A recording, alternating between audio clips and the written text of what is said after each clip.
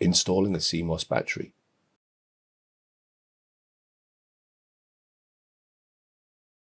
Locate the CMOS battery socket on the system board.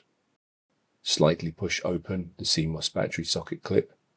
Insert the battery into the socket, orienting the battery so that the positive side faces toward the positive side of the socket. Make sure that the battery clip holds the battery securely. Reinstall the drive cage assembly in the node, and then reconnect all the required cables to the drive backplane.